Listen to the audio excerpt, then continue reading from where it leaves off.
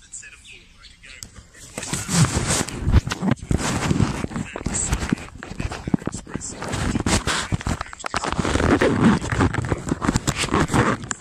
timing, said one palace official. The good news, the return of the crowds after an absence of a year, which lined Whitehall to remember and honour those who gave their lives for their country. People have expressed sympathy with Queen Elizabeth after she was unable to attend the Remembrance Day service at London's Cenotaph. We knew that there was something not quite right because she's obviously not doing any engagements at the moment, but for her not to actually appear, it's quite, I think I've got a horrible feeling that there's something that they're not quite telling us, really. I think we should just accept what we're told on face value, that she sprained her back and she would feel uncomfortable attending physically, and really leave it at that. She's done so much for this country over so many years, and I'm sure if she felt that she could be there, she certainly would be. Saif al-Islam Gaddafi has registered as a presidential candidate for the Libyan presidential election scheduled for December the 24th. A picture circulating online shows him bearded and wearing a traditional Libyan costume. Here's the BBC's Sebastian Usher. In the aftermath of Muammar Gaddafi's brutal end, Saif al-Islam Gaddafi was himself captured by a militia. He was held for 6 years, receiving a death sentence that was later overturned. Still wanted on war crimes charges by the International Criminal Court, he has gradually re-emerged onto the public stage. Memories in Libya are likely still too raw for him to win the presidency, but his candidacy will further complicate the already fragile electoral process. Taliban forces have held a military parade in the Afghan capital, Kabul, using captured American-made armored vehicles and Russian helicopters. A Taliban spokesman said the event was linked to the graduation of 250 freshly trained fighters. The display is seen as an attempt by the group to transform from an insurgent force to a standing army. That's the news from RTHK.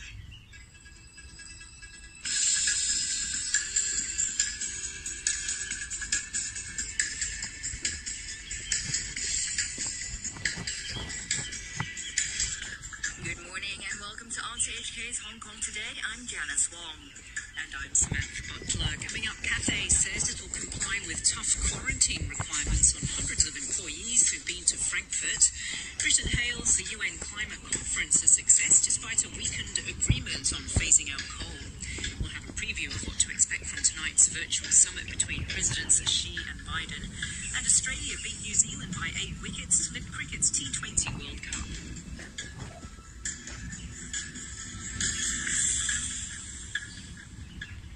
Pacific says it'll fully comply with strict requirements for its aircrew who've stayed in Frankfurt, Germany since November the 1st to quarantine for 21 days in a government facility. The move affects hundreds of employees and comes after 3 cargo pilots who'd been there were found to be infected with the COVID Delta variant. Aaron Tam reports. Cathay said it is following the health authorities' prescribed procedures after 3 of their cargo air crew members tested positive for COVID-19 from flights coming in from the German city. In a statement, the airline said that as a precautionary measure, they immediately arranged another hotel for their air crew in Frankfurt to stay in and will suspend layovers at the city for their cargo air crew as soon as practicable. It pointed out that all their operating air crew are fully vaccinated. Cathay Pacific said it is conducting a thorough internal investigation to ensure that they continue to operate with the highest degree of safety and compliance, adding they will also arrange aircrew to undergo daily testing.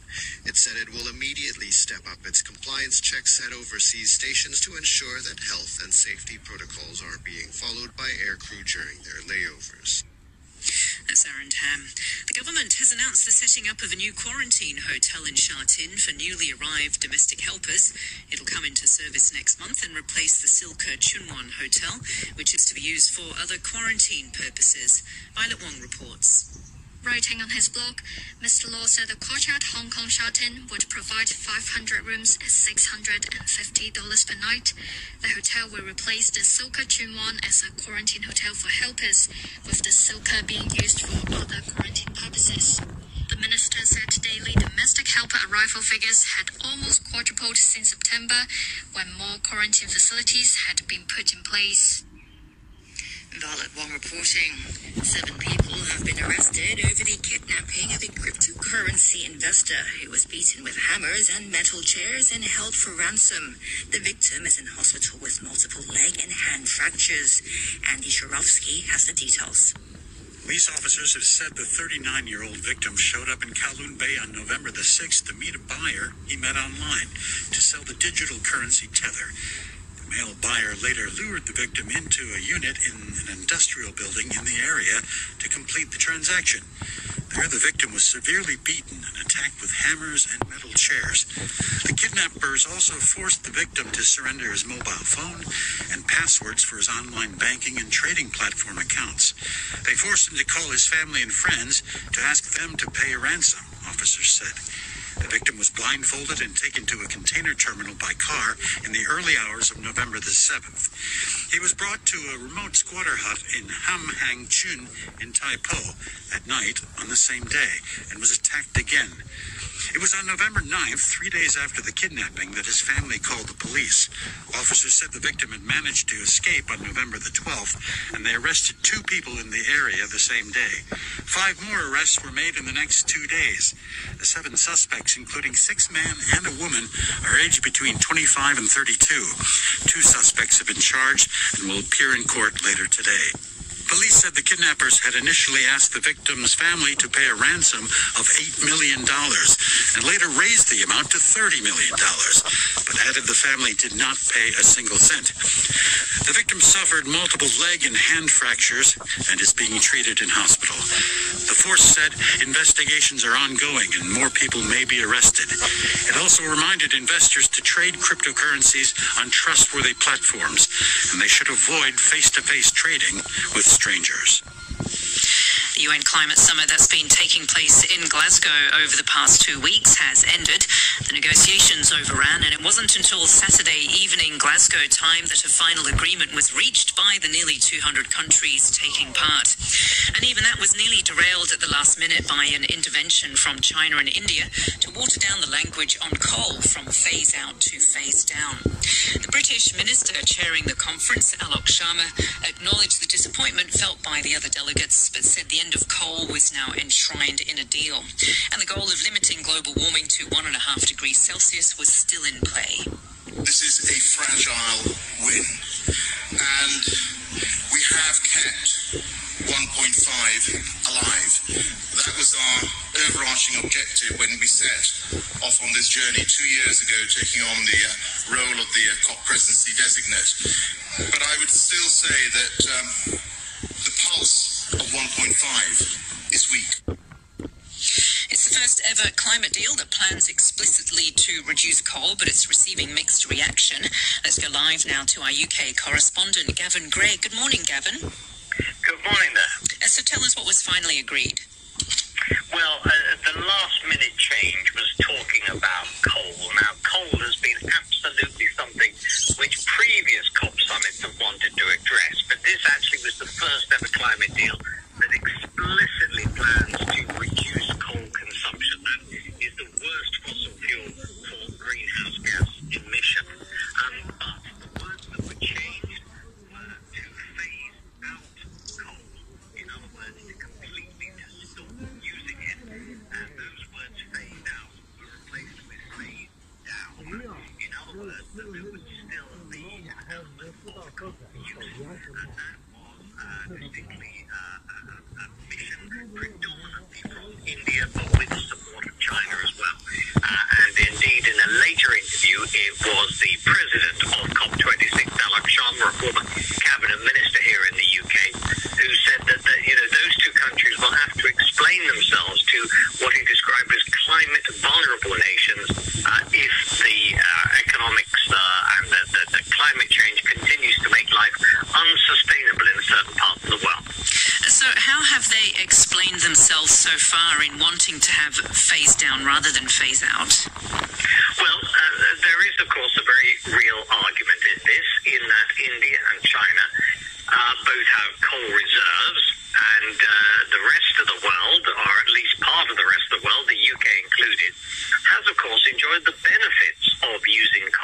to promote their industrial revolution over the last 200-odd years. And so other countries that find themselves rich in coal but haven't been using it as much are now saying, well, of course, well, hang on, it's all very well for you to say we stop now, but that's because you've used your coal resources, as it were, to actually get your economies moving, to, in the UK's case, to really have a huge industrial revolution using coal. And so, not surprisingly, those two countries are saying, well, hang on a minute, how are you going to recompense us? And this is particularly so for India. India isn't a huge emitter. It does represent a slice of the emissions cake, as it were. But its economy is still relatively small-sized in some respects. And so consequently, the idea that they're not going to be allowed to expand it by using coal is something that I think, particularly with so many of the Indian population just struggling to feed themselves, let alone considered about whether or not they can burn coal, that's a very difficult thing for them to sell. What's been the assessment of the 2-week COP26 summit from either activists and the delegates involved? Well, I think if it was a school report, you would say it's mixed. In that, as I said, it's the first one to talk about coal and the first one to specifically mention reducing coal. But at the same time, the aims that they really hope to nail down this 1.5 Celsius rise and be able to leave COP in Glasgow and say, we have now agreed to measures that will stop it going above 1.5 Celsius rise. That is in tatters, really. The government would argue, and indeed the Prime Minister here, Boris Johnson in the UK, gave a very upbeat, optimistic assessment of how the summit had gone. But I think many others, particularly environmentalists, are saying, well, hang on a minute, this promise to keep down to 1.5% is still really going to be very difficult to achieve because you haven't achieved what you hoped you would in Glasgow. And indeed, you heard in that introduction, Alok Sharma saying it's there, but it's hanging by a thread. Another delegate described it as, yes, it's there, but it's now on life support machine and we'll need some emergency operations to get it going again. So I think many people think this is a bit of a missed opportunity. Environmentalists say it's not gone far enough. I think many ministers, both here in the UK and around the world, will say, these things are not easy to achieve when you're looking at hundreds of different nations, all in different parts of development, the developing world and the more developed world, and trying to sell to a country the idea that they might be rich in coal but they can't use that coal is not easy. So what is being done to help those countries at various stages of development either deal with climate change or to help them to reach the climate targets?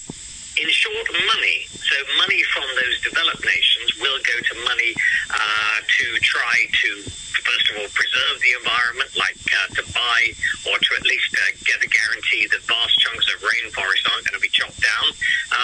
That's one thing. But another thing has been that money will be given from the nations that have enjoyed using oil and coal to good effect to promote their economies, that some of that money will filter down to those countries that have coal reserves and are being told, please don't use those coal reserves. So there is this transfer of money, but the Prime Minister basically said today, look, we can lobby, we can cajole, and I quote, he said, we can encourage, but we cannot force sovereign nations to do what they do not wish to do. And I think that is a very obvious point, but it is also one that I think is extremely relevant in this particular point. He also said, and I quote, the tipping point has been reached in people's attitudes, with leaders galvanized and propelled by their electorates. Now, that's a very interesting point. There is no doubt that I think much of the world has stepped up and taken notice about COP26, or at least some of the measures being discussed. Now, they might not agree with them all, but I think most people who have a vague interest in the news or listening to radio, have heard of what's going on at COP26 and realize the issues at stake. And so that can't have done any harm at all to the measures being planned. But that transfer of money, who's going to pay, who's going to receive, that's an extremely complex argument, and that's only part being worked out. Thanks Thanks a lot for joining us this morning. That's our UK correspondent, Gavin Gray. It's already Monday in New Zealand, the deadline by which teachers must have received at least one dose of the COVID-19 vaccine if they want to continue to work with students. Some schools are likely to face significant staff shortages. One small rural school says it expects all its staff to be banned from classrooms when the vaccination mandate takes effect. The BBC's Phil Mercer reports. Hey, COVID, you're gone. Government adverts are urging New Zealanders to get the jab. Some occupations, though, including health and airport workers, face mandatory COVID-19 vaccinations. Teachers must have at least one dose to continue face-to-face learning with students. Some schools have said they would struggle to get all staff vaccinated by the November 15th deadline. They have to be fully inoculated by the 1st of January. Ministers have said that misinformation has convinced some teachers not to receive a vaccine. Paul Hayward, an Associate Dean at the University of Auckland, says compulsory jabs have been divisive. There's been more media coverage of schools, in some cases whole schools, where they're not going to be able to have teachers in schools as of the 15th of November because there aren't any teachers who are vaccinated. So it is a minority, it is a small minority of teachers, I think, who are taking this position. But it's certainly going to cause, real division. Last week, about 3,000 protesters rallied in Wellington against COVID-19 lockdowns and mandatory vaccinations. Freedom, they chanted. One banner read, "No more control." The Prime Minister, Jacinda Ardern, said the demonstrators didn't represent the vast majority of New Zealanders. Her government has insisted that vaccination remains the strongest and most effective tool to protect against infection and disease. Presidents Xi Jinping and Joe Biden will hold a highly anticipated virtual summit this evening. The two have held 2 phone calls since Mr. Biden took office in January, the most recent in early September. But Monday night's summit will be the first time in Mr. Biden's term that they've communicated face-to-face in a formal summit format. Well, let's go live now to our Washington correspondent, Barry Wood. Good morning, Barry. Good morning, Samantha. What are you expecting from the summit? Well, they're downplaying here in the United States. The administration is downplaying the expectation of any breakthrough or anything significant happening. And I think that's probably a wise policy. The important thing is that it's happening. After all, President Biden has been in office for 10 months, and this will be the first meeting between President Biden, as you said, and President Xi. I think, by the way, it's going to be Monday night in Washington, so I've got a feeling that's going to be Tuesday morning in Beijing. But I think it's very significant that they're talking, and there's lots of things that they can set in motion. They can set up some working groups. We know they're talking about COVID-19. They'll talk about tariffs. They'll talk about Taiwan. They'll talk about North Korea and Iran. But the important thing is they may find some areas in which they can cooperate. Of course, the two sides are quite far apart on many issues, such as Taiwan, Xinjiang, and trade. But do you think this meeting is more about them trying to build a relationship so they may stay away from the more thorny issues? Yes, I agree with what you just said. I think they will stay away from any contentious arguments. This is going to be, well, not a first-time meeting, but a first-time meeting as two of the world's important leaders. So I think that you could see some working groups on trade. You could see some working groups on climate.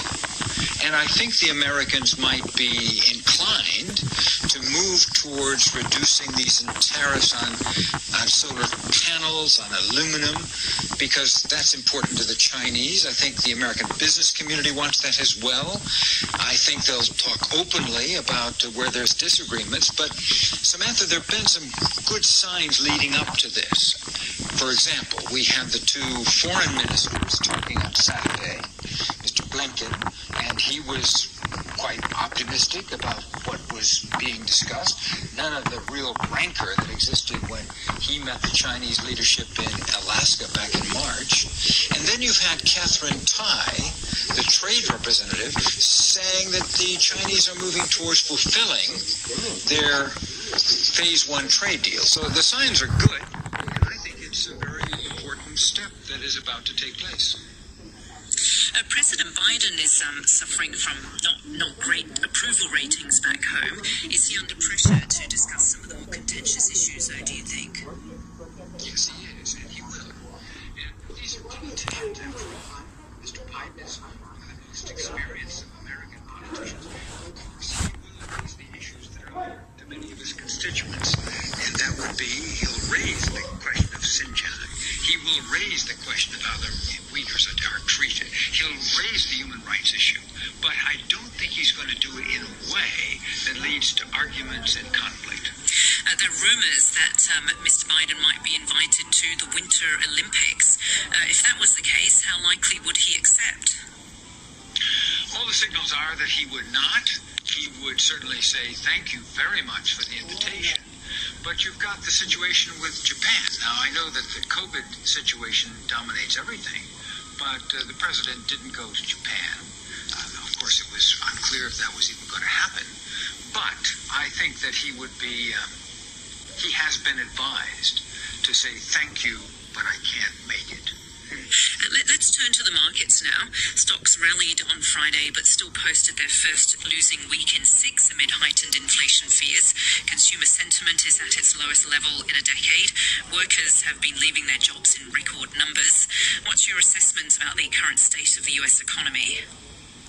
Distorted and mixed signals. Clearly, the inflation issue is a big one. And there is growing discontent about the prices, and I might say shortages, on a lot of supermarket shelves, and that ties into that logistic issue that you and I have talked about before. The president is clearly on his back foot concerning inflation. The transitory argument is fading, and the persistent argument is winning. The president really has nothing he can really do. The administration is focused on this, but they're still hoping that prices are going to come down. But you mentioned as well, look at stock markets at record highs. The Federal Reserve is going to cut back on some of the monetization of the debt, the injection of money into the economy. They're not cutting back a great deal, but they're taking $10 billion a month less than we were getting. So that's like taking your foot off the accelerator. We've got this infrastructure deal, that's quite important. Will we get President Biden's big plan? That's probably the most important question, and that will have an impact on stock market and consumer sentiment, and I'm not sure if it'd be good or bad. And some big retailers will post their earnings this week, right? So will they be affected by the supply chain shortages, or is it too early for that to come into their earnings? No, I think that's going to be a part of their third quarter report, and all of these reports, this is near the end now of the reporting season, have been so good. We have a distorted economy, but the consumer's got a lot of money, and the consumer's been spending it. And so many of these purchases are online. So the retail sector is...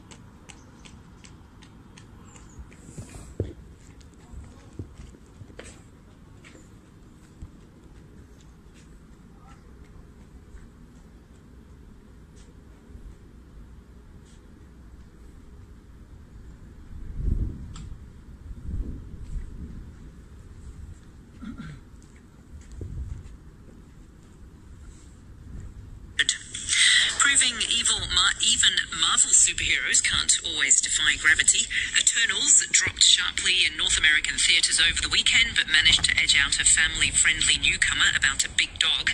Disney's Eternals took in an estimated $27.5 million from the Friday through Sunday period, down from $71 million the preceding weekend. In second place was new Paramount release Clifford the Big Red Dog at $16.4 million.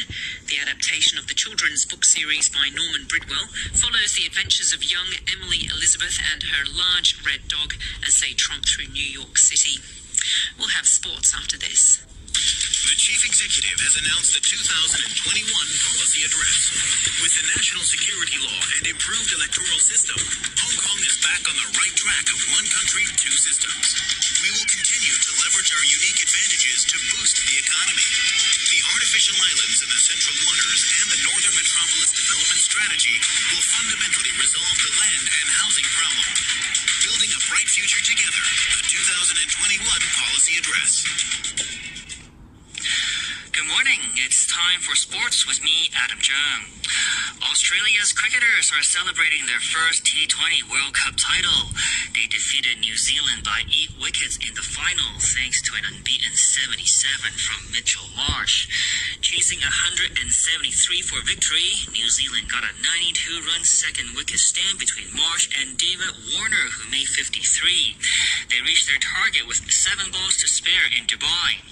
Australia had come into the contest as the underdogs, but they pulled off the highest ever run chase in a men's T20 World Cup final. Here's their captain, Aaron Finch. There's been so much talk about this being the one that's been elusive to Australia. And to be fair, we've probably underperformed in the past, if we're being honest with ourselves. We've had some great teams along the way. This team's pretty special. The camaraderie, the way that everyone really cares for each other and looks after each other, looks out for each other is pretty special. So, yeah, it's awesome. That's brilliant, and it's great for Australian cricket. The result means New Zealand have now been beaten in 3 consecutive white ball finals. Their captain is Kane Williamson. It was a little bit frustrating. We sort of thought on that surface that there'd be a few opportunities to do that and build some pressure. And I think we've seen the conditions throughout. They've been fairly consistent, and the ball did skid on a little bit. But Aussie were outstanding in their chase and very, very clinical. And they've had a fantastic campaign. They're a brilliant side, and they thoroughly deserve the win. In Formula 1, Lewis Hamilton has beaten the championship leader Max Verstappen to win the Brazilian Grand Prix in one of his all-time great drives. Details from the BBC's Jack Nichols. Hamilton's driving over the course of the weekend was absolutely remarkable. To be disqualified after setting pole position in qualifying on Friday, starting at the back of the grid for the sprint race on Saturday and coming through to 5th, then starting the main Grand Prix from 10th and coming through to win was truly a champion's drive. He had to work hard to get ahead of Max Verstappen. The two went wheel to wheel. Verstappen pushed Hamilton off the circuit. Hamilton regrouped and overtook the Dutchman to cut his championship lead down to just 14 points with 3 races to go. Next to football's World Cup qualifying in Europe, where Spain, Serbia, and Croatia have confirmed their place.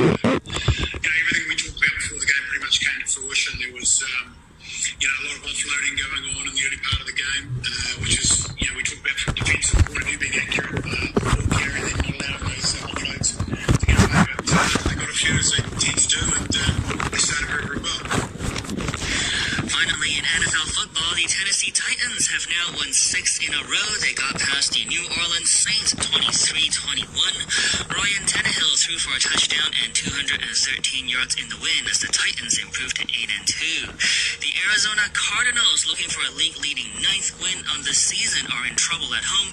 They're down 23-0 to the Carolina Panthers at halftime. And that's your look at sports. Thanks, Adam. Now the weather before the news at 7. Mainly cloudy, dry with sunny intervals hours later. Highs expected today of around 25 degrees. Right now it's 21 degrees, relative humidity 70%.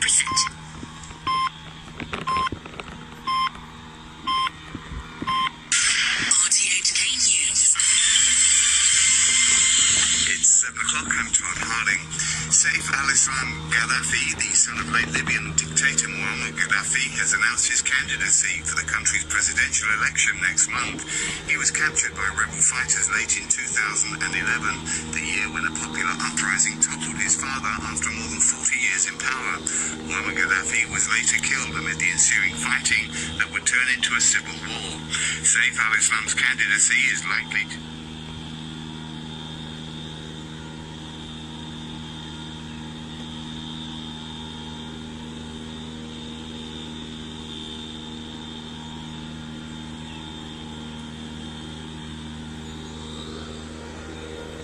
controversy across the country.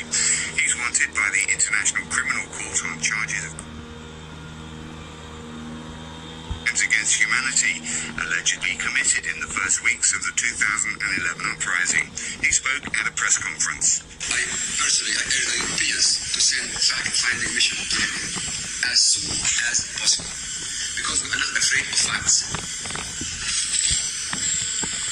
We are worried about rumors and lies, because facts are on our side. The United States has strongly condemned Belarus for the migrant crisis. Poland says it is organizing on the border between the two neighbors. Secretary of State Antony Blinken said Minsk had threatened security and aimed to distract attention from Russia's actions on its border with Ukraine. Reports have spoken of Moscow concentrating troops on that frontier. Earlier, Poland said Belarus was helping migrants prepare a mass incursion across the border. The migrants are staying in a makeshift camp. The BBC's Jenny Hill reports. Hundreds, perhaps thousands of people are still trapped in a makeshift camp on the Belarusian side. Poland refuses to let them in, and today accused Belarus, which is backed by Russia, of preparing migrants to storm the border.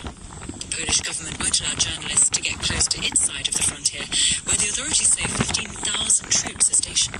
As we drove close to the exclusion zone, we passed what looked like a temporary army camp. There seems little prospect of de-escalation. Today, the Polish Prime Minister said that his country, together with Latvia and Lithuania, may formally ask NATO for support. Austria has introduced a lockdown for an estimated 2 million unvaccinated people aged 12 and over as it seeks to contain its worst wave of coronavirus infections to date. They'll only be able to leave home to work, visit a doctor, exercise or buy essential supplies. The Austrian Chancellor Alexander Schallenberg announced the new measures. Ich muss ganz offen sagen, wir setzen diesen Schritt nicht leichten Herzens. I must say very openly that we are not taking this step lightly, but unfortunately it is necessary. We have flagged it up for the past few days, and today it will be implemented. We are also clear that this is the lower end of measures. This is a country-wide measure, a lockdown for unvaccinated people from the west to the east. But of course regions are free to take further selective steps. Critics have questioned the constitutionality of the move. You're listening to the news on RTHK.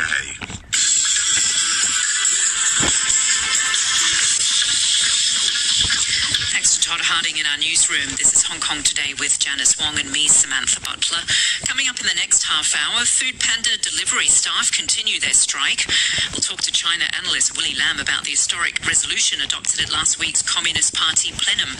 And Austria introduces a coronavirus lockdown for the unvaccinated. This is a country-wide measure, a lockdown for unvaccinated people from the west to the east. But of course regions are free to take further selective steps.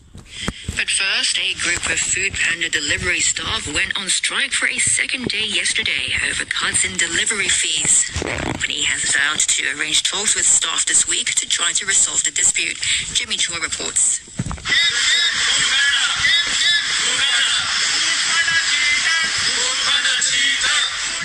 More than a dozen workers gather outside a Food Panda office in Tianhao, demanding talks with the company. They said management has cut delivery fees by at least $10 per order since January this year, with the amount varying depending on the district the order is placed and whether the service is delivered by motorcyclists or so-called walkers.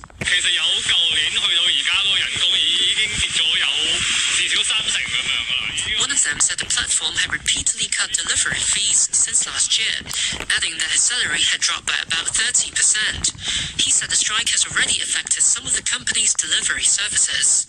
The platform's app showed that its food delivery services were running as usual, but its grocery delivery services in some districts had been suspended. Foodpanda said delivery workers are entitled to take part in public events or express their views by refusing to take orders, but stressed it does not condone acts attempting to obstruct or sabotage orders or provoke other workers. It also said its gradual cutting of its workers' base service fees for certain districts does not mean they would necessarily earn less, but the firm admitted that its communication with staff has not been ideal and is willing to hold discussions with its delivery team. Jimmy Choi. Frontline staff of the Kwai Tsing Container Terminals and the ship services sector are to be tested for COVID-19 more frequently to help prevent the spread of the virus. The stricter requirements come after 2 Cathay pilots who are exempt from quarantine came down with the coronavirus. Violet Wong reports. The government announced that from today, frontline employees at the terminals will be tested every 3 days if they are fully vaccinated, and every day if they are not, within 21 days after disembarkation from ocean-going cargo vessels. The same requirement will be extended to cover those working at other terminals and other frontline staff in the ship services sector a week later. The authorities said new testing stations will be set up in Tsuen Wan, Tu Mun and Yau Ma Tei, apart from the existing ones in Kwai Tsing and Tsuen Wan West. Meanwhile, health officials reported one imported COVID-19 infection yesterday, involving an aircrew member arriving from Germany a week ago. The 53-year-old Cathay Pacific staff was found to be carrying the L4520 mutant strain. He received his 3rd dose of BioNTech vaccine on Thursday. His infection prompted a lockdown at his residence at Hampton Place in Tai Kok Tsui earlier, but no other patients were found. The government has said it would tighten anti-pandemic measures for flight crew members after they were among the latest imported COVID cases. Violet Wong reporting. The Financial Secretary Paul Chan says Hong Kong people must study the historic resolution adopted at the recent Communist Party plenum, saying it's vital to the country and Hong Kong's future. Writing on his blog, he said a strong leadership core had been behind the success of the party, and he praised President Xi Jinping for leading the country into a new era of socialism with Chinese characteristics. A resolution was also passed on convening the next party congress next year. That's expected to approve President Xi's 3rd term in office. Well, to discuss more about the resolutions, we're now joined by China specialist Professor Willie Lam.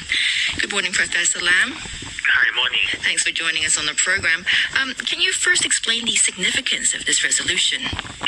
Well, first of all, this is only the 3rd such historical resolution in the history of the Communist Party. The first one being the one orchestrated under Mao Zedong in 1945, the second one organized by Deng Xiaoping in 1981, and now the 3rd one. So it puts President Xi Jinping in a very senior position in the Communist Party pantheon. Xi Jinping is now, of course, the equal of Mao Zedong and Deng Xiaoping. Well, the practical significance of this is that, contrary to the conventions of the party for the past 2 decades, that means the top leader only rules for 2 terms of 5 years each.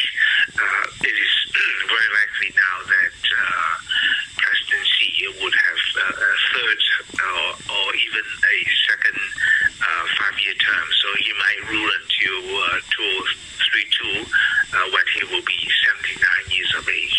So this is building up to President Xi's 3rd term in office then?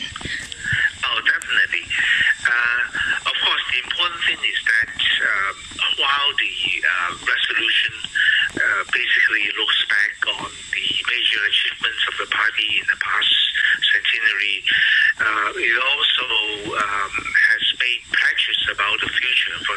the fact that President Xi would make important developments of Deng Xiaoping's reform and open door policy.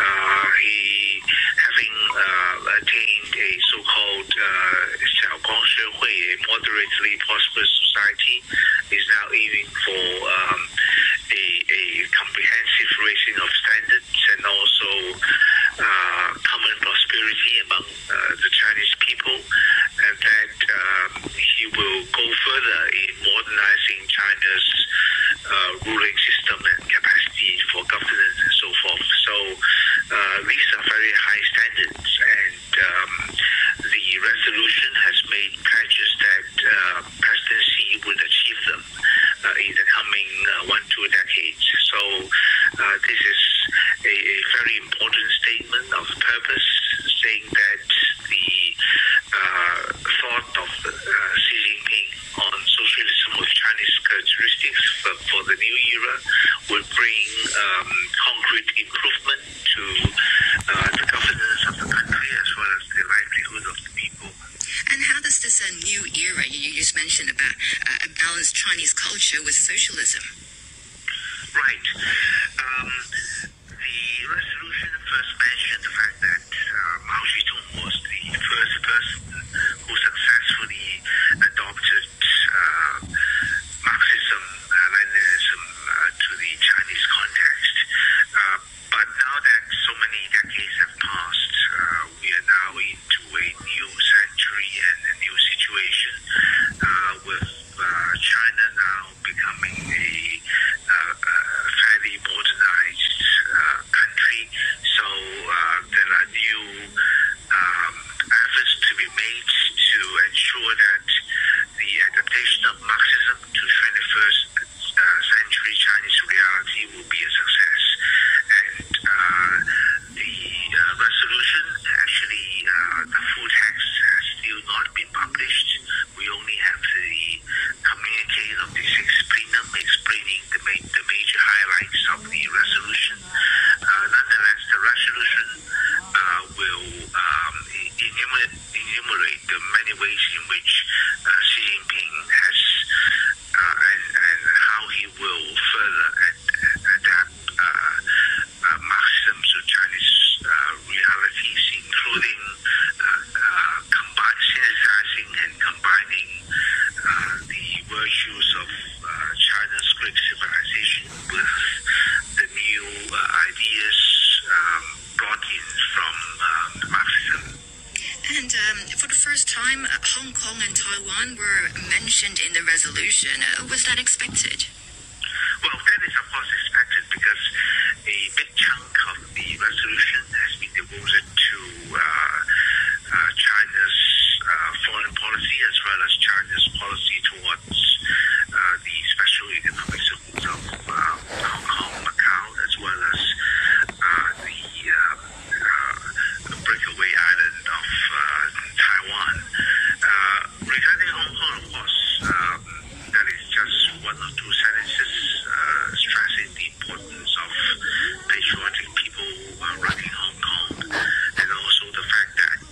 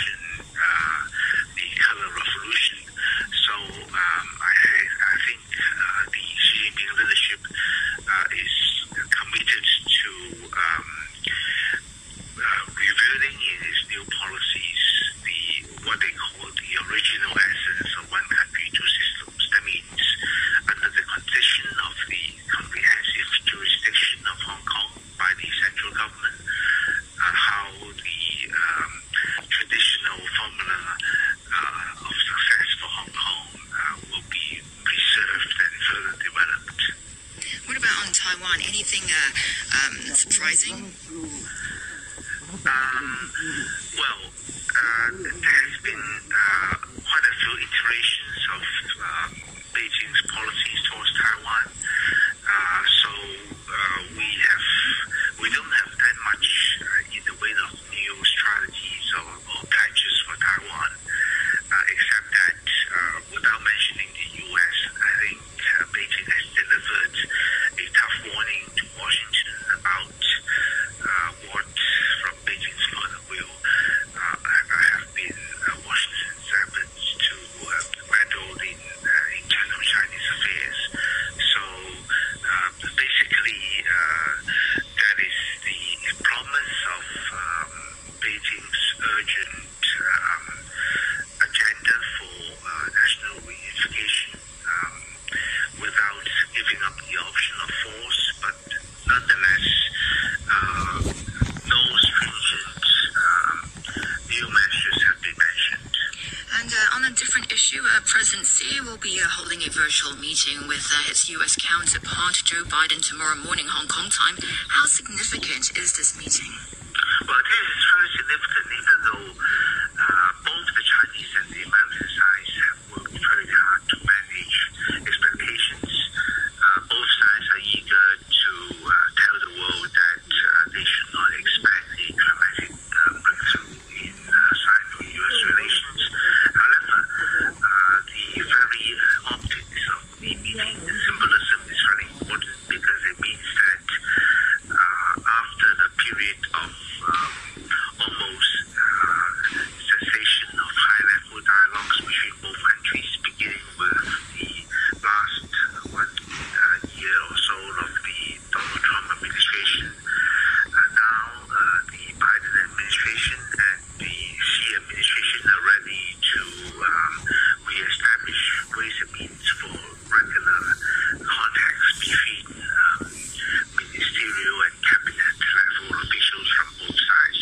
So the fact that it is possible that they might lay down some timetable, for example, for so-called phase 2 trade negotiations, and that there would be regular meetings between economics and diplomatic officials from both sides. I think if this were to be accomplished and announced, this would be a step forward for bilateral relations as well as for concrete results. For example, agreements on any aspects of Sino-American relations. We really don't expect that much, except for areas where there are obvious commonality of interest, for example, climate change and the issues of North Korea, Iran, Iraq, and so forth, where there might be patches of further cooperation, but the exact details in which cooperation in these areas might be accomplished, I don't think there will be any definitive announcements. All right, we have to leave it there, but thanks for joining us this morning, and that's China specialist Professor Willie Lam. Negotiations at the UN Climate Summit in Glasgow overran, and it wasn't until Saturday evening that a final agreement was reached by the nearly 200 countries taking part, and even that was nearly derailed at the last minute by an intervention from India with support from the US and China to water down the language on coal from phase out to phase down. The summit hosts were the British government, and Prime Minister Boris Johnson addressed the coal issue at a news conference. It is beyond question that Glasgow has sounded the death knell for coal power. It's a fantastic achievement, and it's just one of many to emerge from COP26. 90% of the world's economy is now following our lead here in the UK by committing to net zero, ending their contribution to climate change altogether. The president of the climate summit, the British government minister Alok Sharma, was asked about the disappointment expressed by countries most vulnerable to climate change following the diluting of language on coal from phase out to phase down. These are countries on the front line of climate change. For them, 1.5 is really very bad news. 2 degrees degrees is a death sentence. Of course it matters to them, and there was lots of emotion there. And in terms of China and India, I mean, they will, on this particular issue, have to explain themselves to developing countries. The UK says the deal also keeps alive the target of limiting global warming to 1.5 degrees Celsius, a temperature rise that scientists believe will avert catastrophic climate change, but only just. Malik Amin Aslam is Pakistan's Minister for Climate Change and a special advisor to the Prime Minister Imran Khan. He criticised the decision to water down the language on coal from phase out to phase down. Yeah, I think that was totally uncalled for. The world had agreed to something and it was headed in that direction. It's like, having a cancer patient on the bed who has been advised chemotherapy, and the world agrees that yes, he needs chemotherapy, but we give him a Panadol. And then we say that, he's got this last pack of cigarettes he wants to smoke that. It's really criminal to be doing that. And I think that even at the start, with the net zero commitments all coming in, we had this 2070 net zero commitment coming from one of these countries, and that made a mockery of the whole thing. There were mimes all over the place after that saying that this is really a joke. Dr. Sandeep Pai is a senior researcher at the Center for Strategic and International Studies who specializes in transitions and emerging economy in the hospital industry. He explains the difference between the terms phase out and phase down. When you talk about a phase out, the expectation is you're talking about phase out date and complete elimination of coal. But when you talk about a phase down, what you talk about is slow reduction in use of coal. It gives you more leeway to use coal for a longer period of time.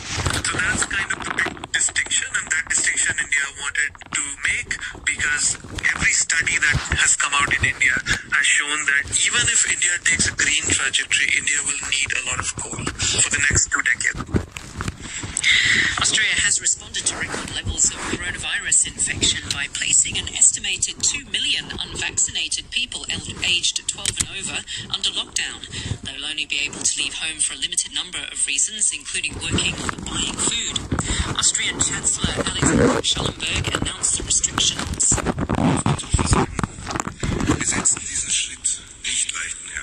I must say very openly that we are not taking this step lightly, but unfortunately it is necessary. We have flagged it up for the past few days, and today it will be implemented. We are also clear that this is the lower end of measures. This is a country-wide measure, a lockdown for unvaccinated people from the west to the east. But of course regions are free to take further selective steps. Austria's vaccination rate is one of the lowest in Western Europe, and its infection rate is one of the highest, more than 800 cases per 100,000 people. The government's also been distracted by a political crisis.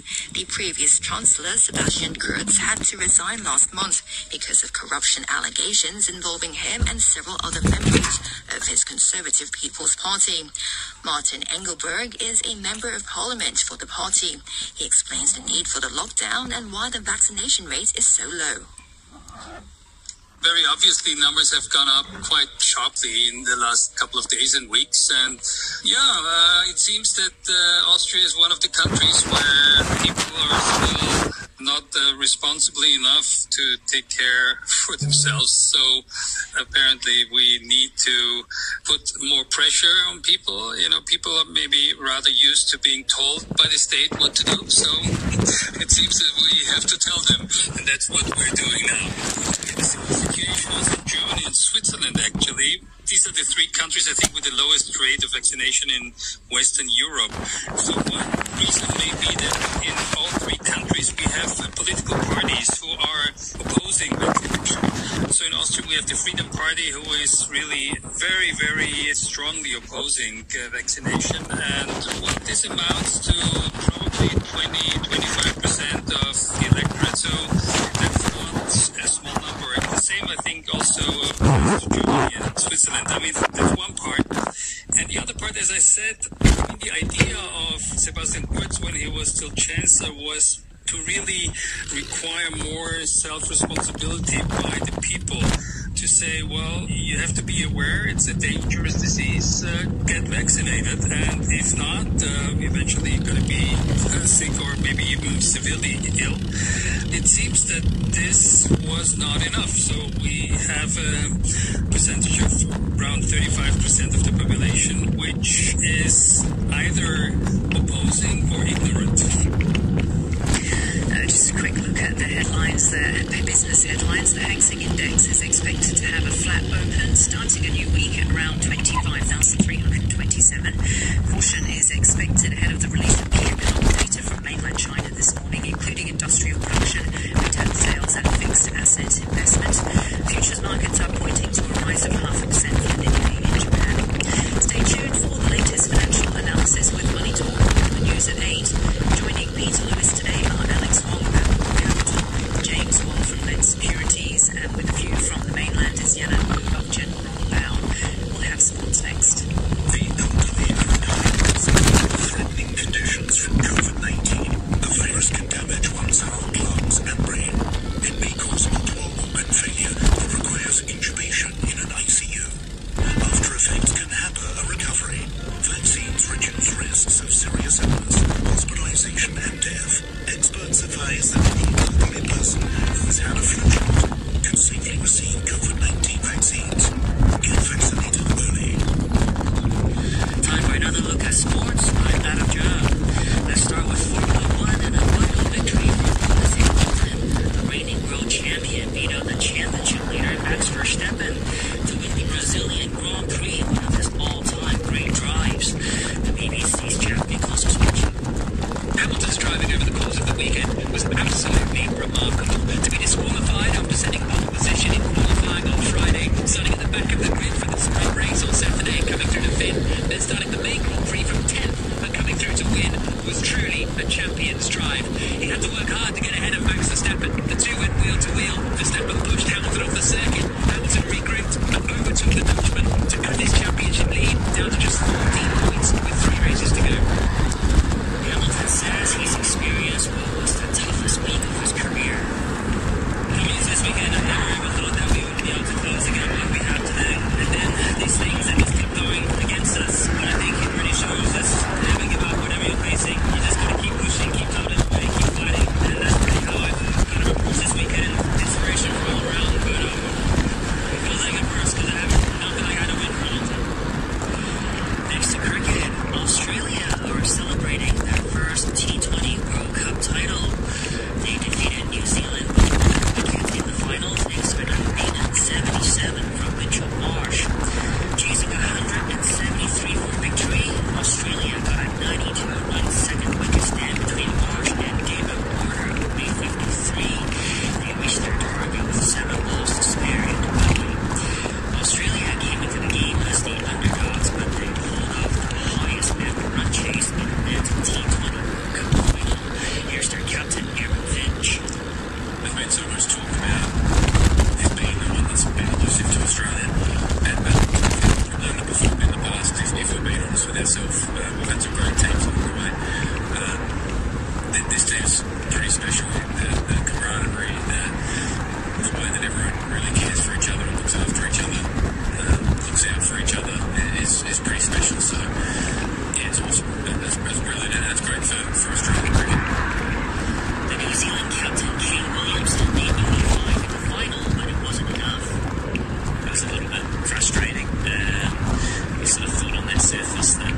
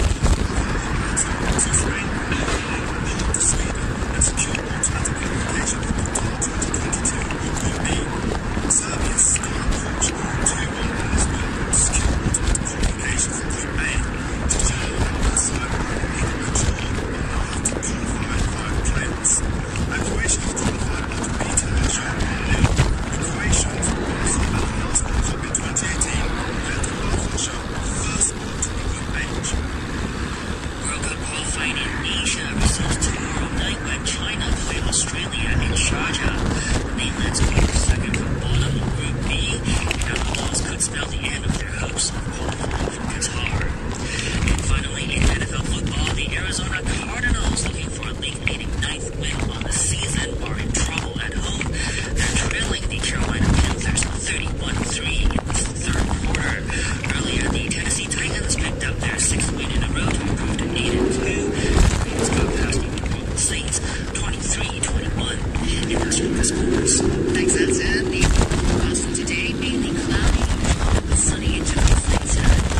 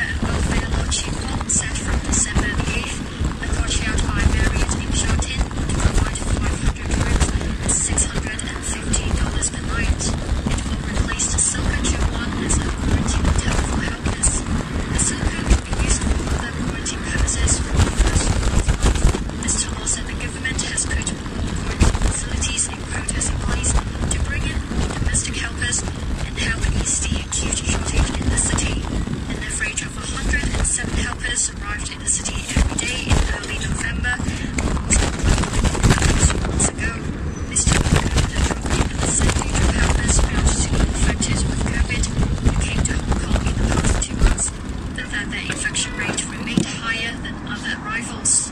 He said the government will keep an eye on the trend as well as the pandemic situation in the Philippines and Indonesia, which he described as stabilizing, before adjusting the policy on the arrival of helpers.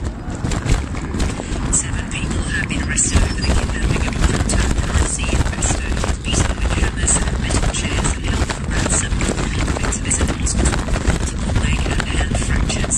Andrew Andy Shorowski has the details.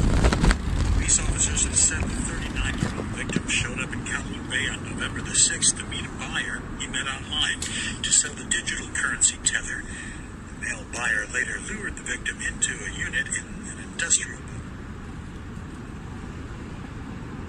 in the area to complete the transaction. There, the victim was severely beaten and attacked with hammers and metal chairs. The kidnappers also forced the victim to surrender his mobile phone and passwords for his online trading platform accounts. They forced him to call his family and friends to ask them to pay ransom.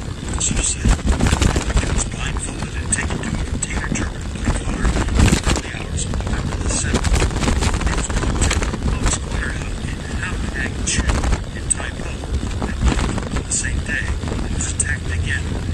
It was on November 9th, 3 days after the kidnapping, that his family called the police. Officers said the victim had managed to escape on November the 12th, and they arrested 2 people in the area the same day. 5 more arrested over the next 2 days. The 7 suspects, including 6 men and a woman, were aged between 25 and 32. 2 suspects have been charged and will appear in court later today.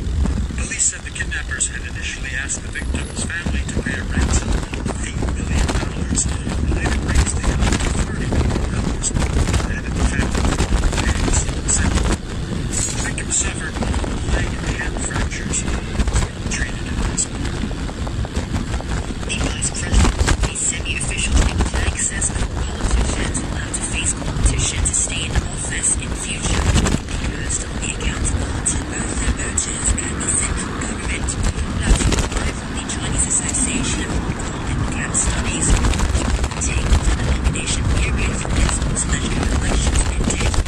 Every constituency to be contested for the first time in history. That's what the Jing wants. The nomination period for the central political polls ended last Friday. 150 candidates have been submitted nominations, vying for a total of 90 seats in the legislature. Speaking on a TV program, Lau Kai said he believes many more patriots would be more willing to join elections and take part in the city's governance, partly because they would face less smearing than the opposition can under the revamped electoral system. He said competition in all sectors in the polls this time shows that politicians could not assume that in future they would be re-elected if they did not do their work properly, as they would be held accountable by those who voted for them, as well as Beijing. Mr. Lau also said he believes in future the central government will scrutinize and assess all lawmakers' performances to make sure they could meet higher standards than in the past, and politicians would have to show that they're capable of governing Hong Kong. And he believes labels such as pro-establishment camp, the opposition camp, or the Pentagon camp will gradually lose their meanings in Hong Kong's political context. Political candidates who pass the screening of the government's electoral committee should be seen as patriots, and in the long term, everyone will identify themselves as patriots, though some of them will be more progressive than others. Writing on his blog, Financial Secretary Wong said he believes Hong Kong will see good governance, with the legislature offering more diverse opinion to the administration in the future, with Hong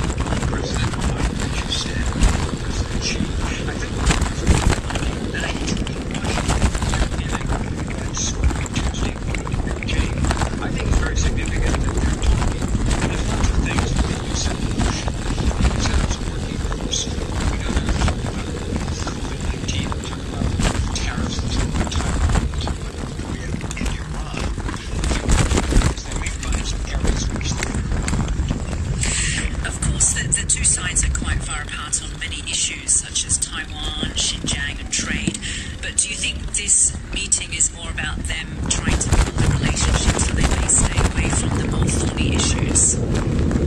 Yes, I agree with what you just said. I think they will stay away from contentious arguments. This is going to be not even the first time meeting, but the first time meeting is two different. So I think that you could see some rumors on Trump. You could see some rumors on climate. And I think the Americans might be inclined to move towards reducing these tariffs on absolute panels, because that's important. China is a very necessary things. I think that this disagreements, but some of the governments is to this.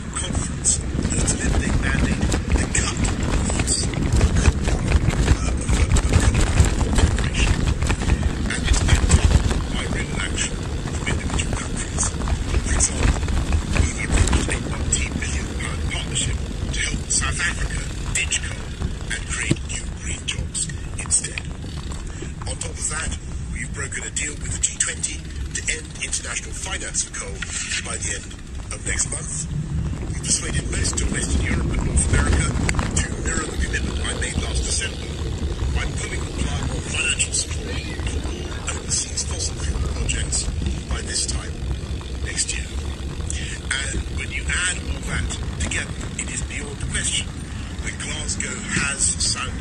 the death knell for Copa.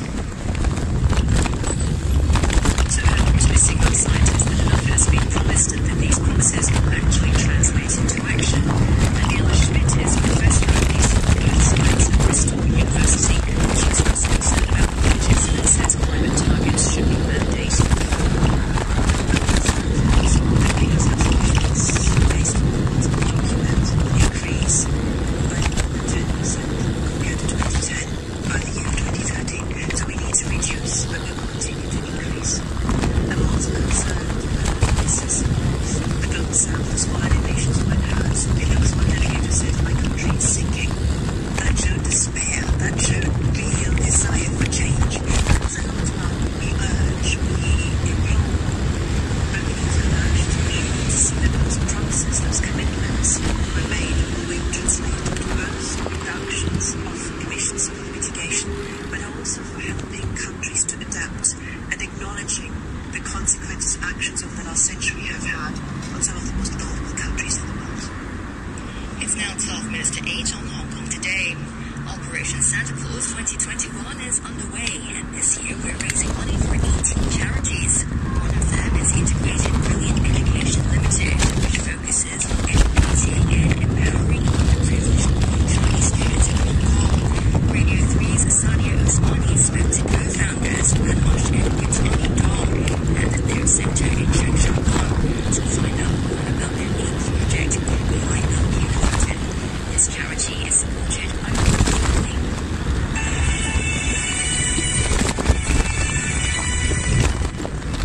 January 2015, IBEL has been providing academic relief with a special emphasis on Chinese language learning to the underserved and educationally marginalized ethnic minority children in Hong Kong. So at the moment, we are helping close to 150 children across our 2 PDP registered education centers, and they walk into our centers day in and day out. The concept is of providing them in classroom and out of classroom experiential learning opportunities so that we are able to nurture not only their academic but also their physical and emotional well-being. We saw these children who were completely marginalized, and the only thing that was preventing them from integration into the society was the language. And language, as you said, it is the biggest integrator. Once they pick up the Cantonese, they can move out in the world, speak to anybody, they can make friends, and they can grow up in a multicultural group, rather than the ghettos that have been made one in this place, one group, and they don't communicate with each other. So to break down those barriers, this was very, very, was also very close to both of our hearts. So we decided to go ahead with this. So tell me about the new venture. Now this is the IBEL Kindergarten. So what is so special about this? I think the uniqueness of this is that the concept, the mandate is that a majority of the children attending this would be belonging to the ethnic minority community, and the others would be from the Chinese community. The key binding factor would be that they all belong to socially marginalized backgrounds. What we are trying to do is we are trying to create an inclusive, equity-based, and equal learning opportunities, and basically creating a kind of situation which a school should anyways be doing, having children of all backgrounds, nationalities, intermingling and integrating with each other. This is actually the best possible way to not only foster a sense of inclusivity, but also mutual learning, from each other, visiting and respecting each other, and growing together as a, collaborative social structure. The way the Hong Kong education system is